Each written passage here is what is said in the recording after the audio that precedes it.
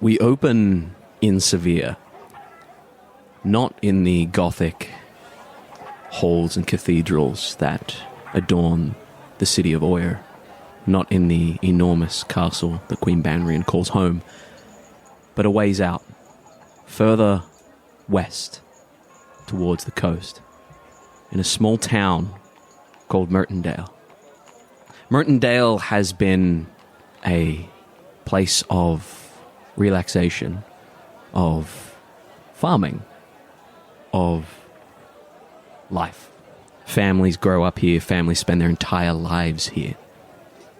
Indeed, this is where we find the Shank family, and one individual in particular, Kaelin. As we zoom in to the west of Severe, not too far from the coast, military caravans come bustling in, carriages with soldiers dressed in dress uniforms, as the clopping of the horses thank you, as the clopping of horses kind of builds. the townsfolk tried to start serious. What's going on? As the townfolk kind of move away from the square, a small kiosk is set up, and lines of young citizens begin to line up to sign papers and to join. A tall, slender individual, a little gaunt, a little tired and pale, sets up an apple box and stands on top with a primitive megaphone and calls. Does it work? Is it? I don't think you'll shut up. I don't think you meant to tap. It's not a microphone, it's a megaphone. You don't tap on it. Citizens of Severe! That's the feedback. Do I stand further back? Citizens of Severe! Just don't point it at the microphone. Okay. Citizens of Severe. You're doing great. Your country needs you. Our gracious queen has had the foresight of the potential of our dwindling resources and shall dwindle further if no action is taken. She has called upon her people, you, the citizens of Severe, to aid in our expansion to the primitive Isle of Bocht. The untamed savage lands are the keys to our continued prosperity. In the name of Her Majesty Queen Banrian, she calls on you, her loyal subjects, to answer the call, to march on Bocht and bring glory to Severe. Citizens of Severe, your country needs you. The calling continues over and over. Kaelin. Kaelin is ratherly unimpressive. An average, slender build, very young in his facial features, clean-shaven, a shaggy mop top of hair, dark brown eyes, and just wearing some shaggy...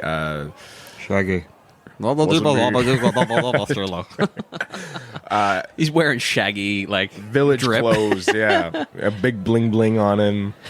Big clock. It's the whitest you've ever sounded. A bling bling. A bling bling. And hello.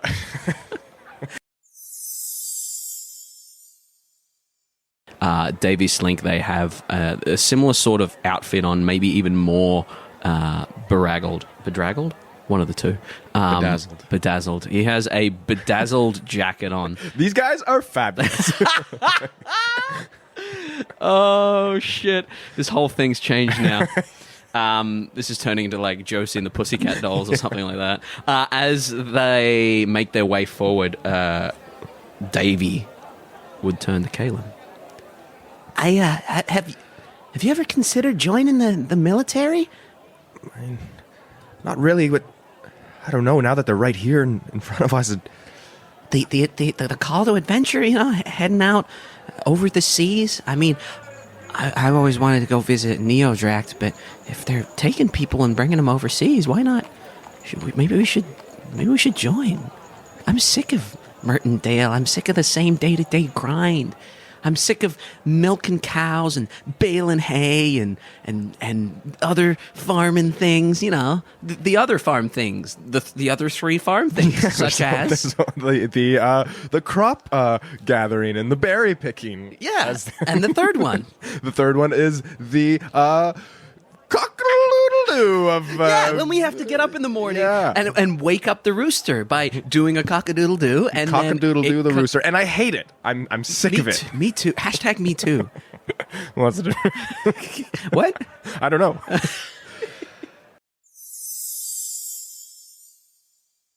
He kind of looks over to Davy and gives him a nod and kind of steps forward to the table and picks up a pen and... Where do I sign? Where it says signature, and there's a line there, and if you put your birth date next to it. Your friend there looks a little apprehensive. Davy, you okay? Yeah, I don't know if my family's going to be happy with this. Well, it's your life, Davy, to live. You've got to take charge of it. Got to carpe the diem? Yeah. You got to manifest destiny. What? You got to take what's yours. Okay. And he picks up a pen and starts to scribble on the next page across. No, he'll next to Kalen in his birthday, he'll write his actual birthday and then cross it out. scribble, and then the recruiting officer just kind of takes that bit of paper, scrunches it up, and then slides another one forward and says, Try again. Right. Nervous. Sorry. That's absolutely fine. No. Right. Correct birthday for his age. Excellent. As the recruiting officer takes the papers, we are going to cut across to the Schenk household the next morning.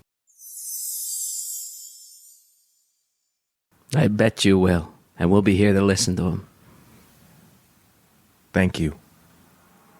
And I'll look to his mom, and then he'll give her a nod, and then I'll just kind of stand up and say, I'll miss you both very much.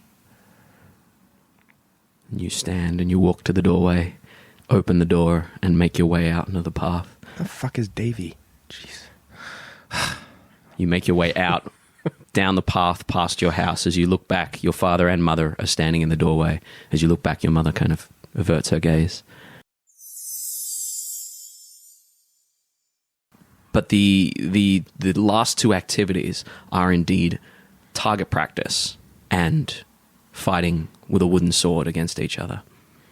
Davy is placed on the field with an apple on his head. And Kalen is given a longbow. Davy looks up and says, I trust you, buddy. Yeah, I got this. We made it this far. Don't worry, just close your eyes, and next thing you know, the apple will be pinned to the wall behind the tree behind you. The rest of the recruits watching.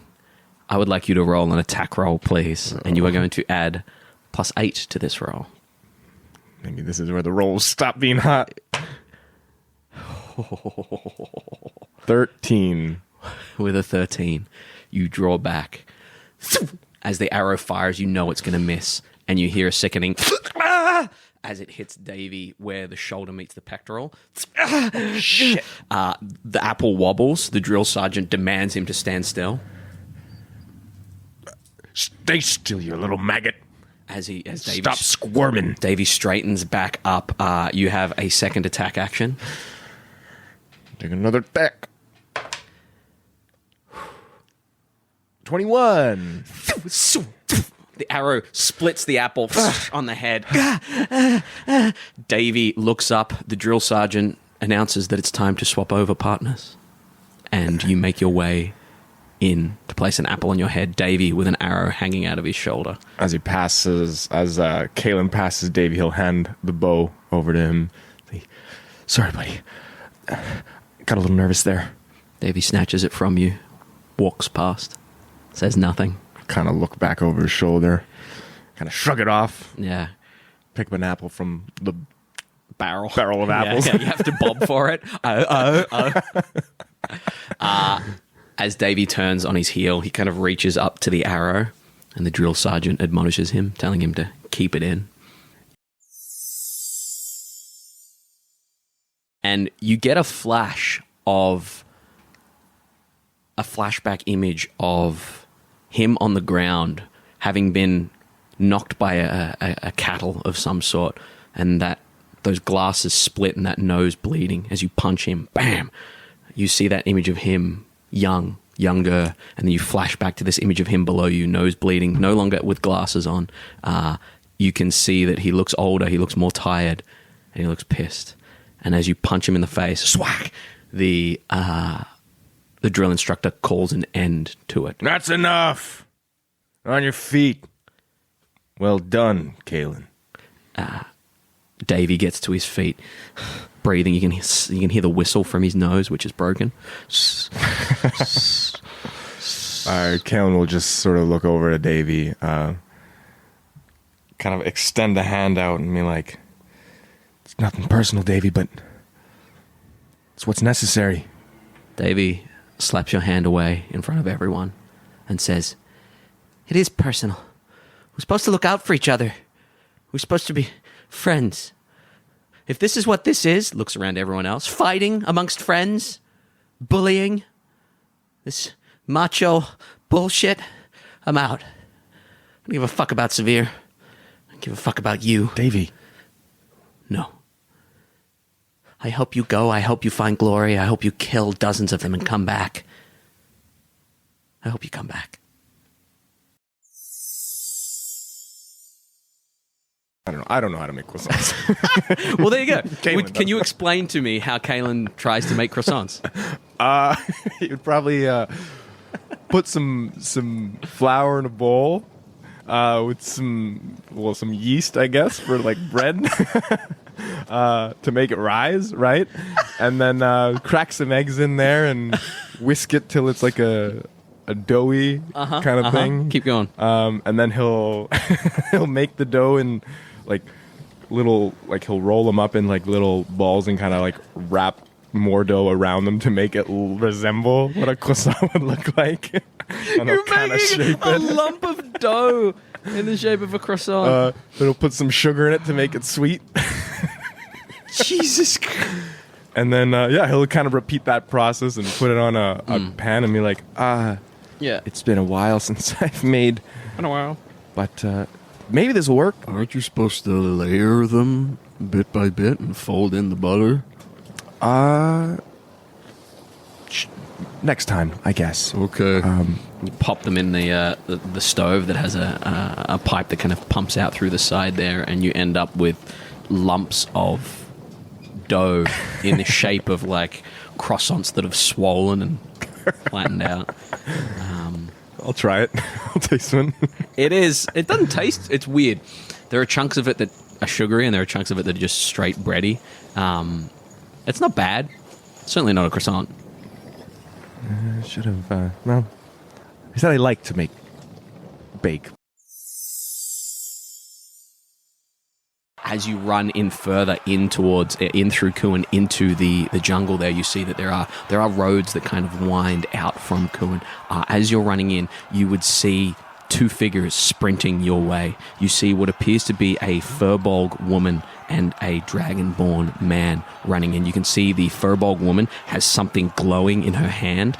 She kind of raises it over her head to throw it. What do you want to do? So Kaelin is going to kind of see that, and he's going to take his sword and jab it into the ground, get down on one knee, pull his bow out, and he's going to take a shot at the Furbolg with the... Furbolg woman, yeah. With the red bauble. Little red bauble. Yeah, go for it. Go ahead and give me 2 attack rolls. It's 11 plus 8. 11 plus 8. 19. Shit. And a 19 plus 8, which is whatever that is. Both of those hit. Go ahead and Oh, give me shit. 2d8 plus 6, or 1d8 plus 3 for each hit.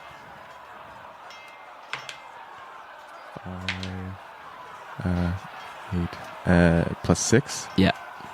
14. 14 points of damage. damage. If you know the common stat block, you know that that's enough, and you 2 arrows, chest and neck. She drops. That's exactly where I was going to say too. If you asked me, I was like chest and neck. Chest and neck. She drops to the ground. The bauble kind of rolls in the mud there. The Dragonborn man kind of screams and drops to his knees and looks up at you and immediately starts running at you with claws drawn. He's going to use his movement to get to you, but that's all he can do. What do you want to do? So he's right in He's melee range? like in melee range now. He's run straight up to you. So Kaelin's going to drop the bow and kind of pick up pull his sword out from the ground. Yeah. And as it's the Dragonborn, Yeah. is running towards him, he's just gonna kind of like step forward with the sword and just kind of try and pierce it through his stomach. Yeah, give me 2 attack rolls.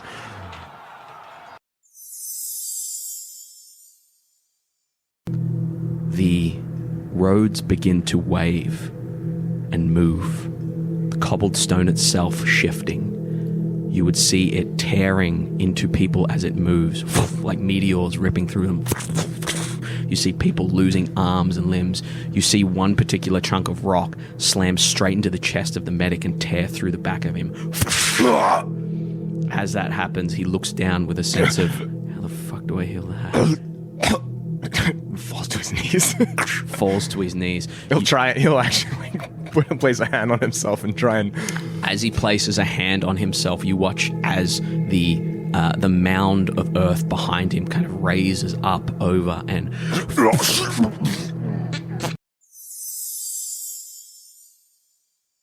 As the footsteps move quickly, doors to an enormous throne room swing open.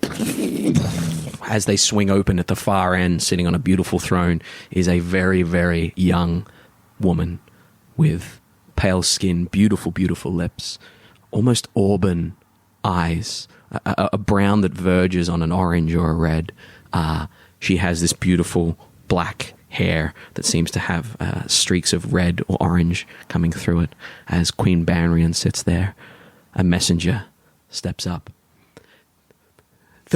The forces in Bocht have fallen. We've lost everyone, ma'am. We've lost everyone.